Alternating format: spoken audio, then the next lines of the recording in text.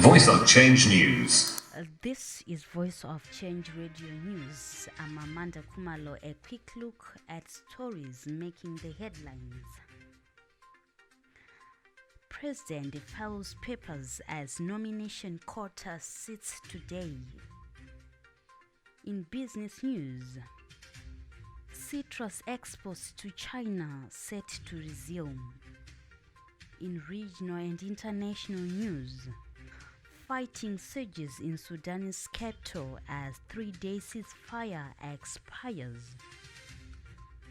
In sports news, Raza shines in big win. All-rounder breaks Zim betting record set by Williams. Now the news in detail. President Mnangagwa and other candidates vying for the highest office in the land have submitted their papers for consideration ahead of the sitting of the nomination court today, setting the stage for the harmonized elections on August 23.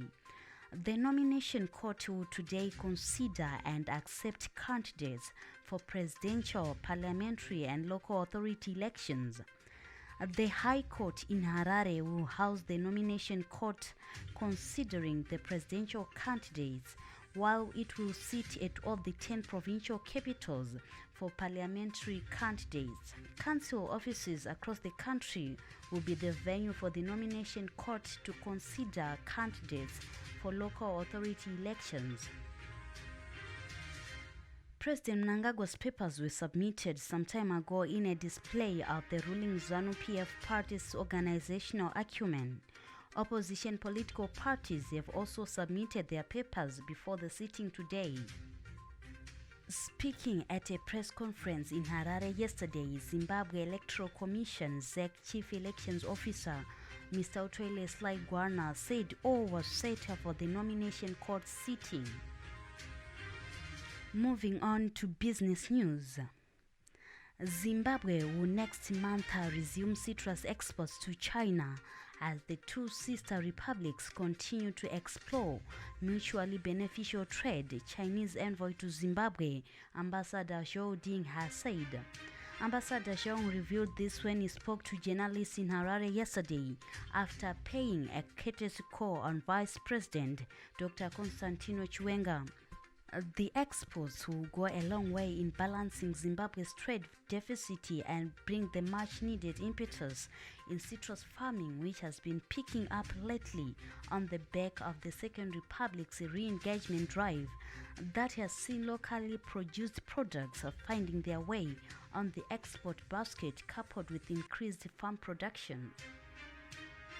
In regional news, heavy clashes broke out between rival military factions in several parts of Sudan's capital on Wednesday as a 72-hour ceasefire that saw several reports of violations expired, witnesses said.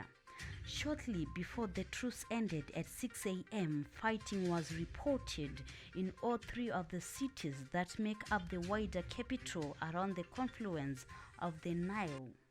Sudan's army and the paramilitary rapid support forces have been battling each other for more than 2 months, wreaking destruction on the capital, triggering widespread violence in the western region of Darfur, and causing more than 2.5 million people to flee their homes.